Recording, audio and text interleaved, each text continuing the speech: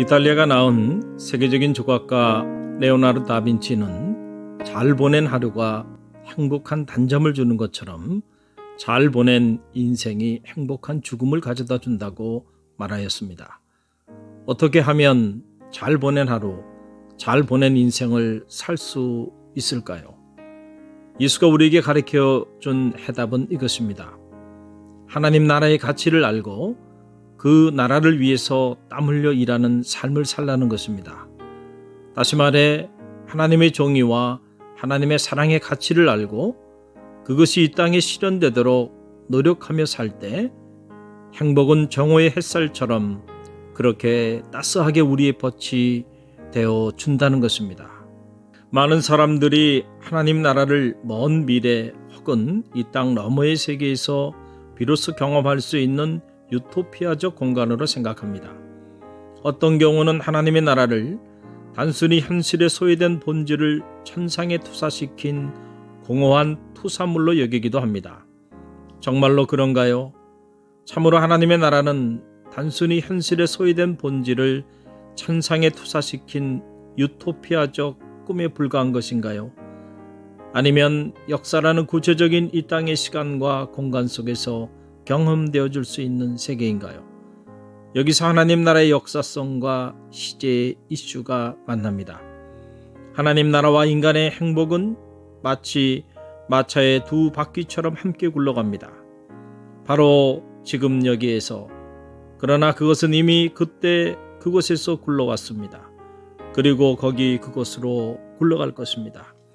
이런 맥락에서 하나님 나라의 시제는 세 가지 지평에서 이해될 수 있습니다.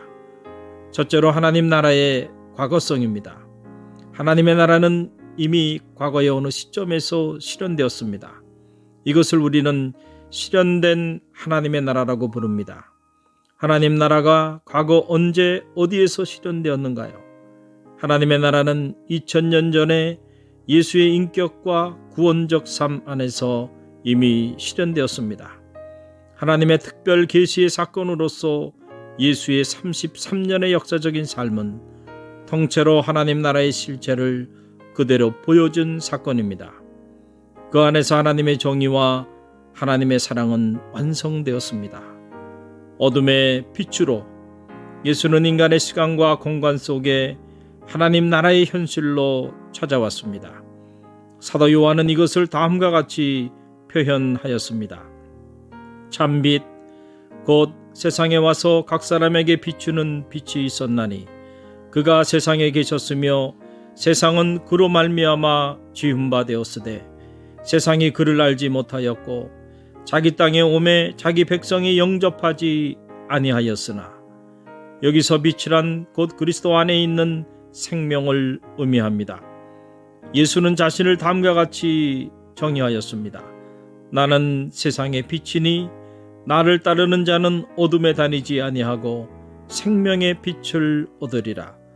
어둠의 현실과 대조되는 생명의 빛은 곧 하나님 나라의 현실을 상징적으로 대변하고 있는 것입니다.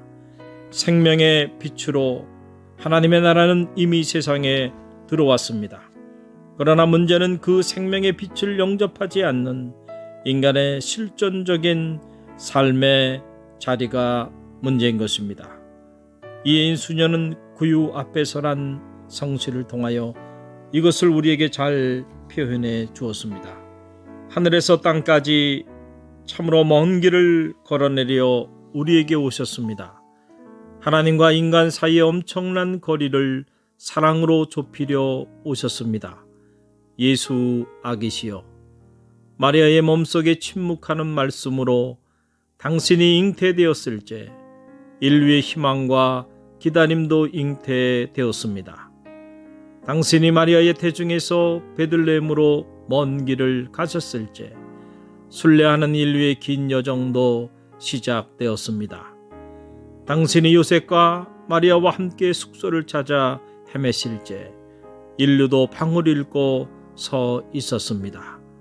추위에 몸을 떨면서 울고 싶은 마음으로 서성였습니다. 당신이 비로소 첫 울음 터뜨리며 가난한 구유 위에 부요한 사랑으로 누우셨을지 인류와 교회는 나음을 받았습니다. 구원의 문이 열리고 구원의 새 역사가 시작되었습니다. 1000년이 지나고 또 1000년이 지나도록 당신은 변함없는 사랑으로 오시건만 당신을 외롭게 만든 건 정작 우리가 아니었습니까? 누우실 자리 하나 마련 못한 건 바로 우리가 아니었습니까? 빛이 조명되지 않아 어둠을 경험하고 있는 것이 아닙니다. 빛은 조명되어지고 있으나 그 빛에 등을 돌린 인간의 삶의 자리가 문제인 것입니다. 빛의 부재, 그것은 전적인 인간의 책임입니다. 성 어거스틴에게 있어서 행복이란 바로 그 빛을 조명받아 그 빛 가운데 사는 삶입니다. 어거스틴은 이것을 자신의 고백록에서 다음과 같이 고백하였습니다. 그 생명은 단순히 살고는 있으나 행복되게 살고 있는 것은 아니었습니다. 왜냐하면 그것은 아직도 어둡고 유동적인 상태에 머물러 있었기 때문입니다. 그것이 행복하게 사는 생명이 되기 위해서는 그런 상태에서 그를 만드신 창조주께로 향해 있어야 합니다. 그리고 생명의 샘이 되신 당신 곁에 살면서 당신의 빛에 의하여 빛을 보고 조명받아 완성이 되어야 합니다. 왜 우리의 삶에 불행의 어두운 그림자가 드리워져 있나요? 혹시 우리가 행복의 빛이 되시는 하나님께로부터 등을 돌렸기 때문은 아닌가요? 우리 자신을 점검해보는 지혜가 있기를 바랍니다. 빛 대신 하나님을 향하여 나갈 때 불행의 어두운 그림자는 아침 안개처럼 사라지게 될 것입니다.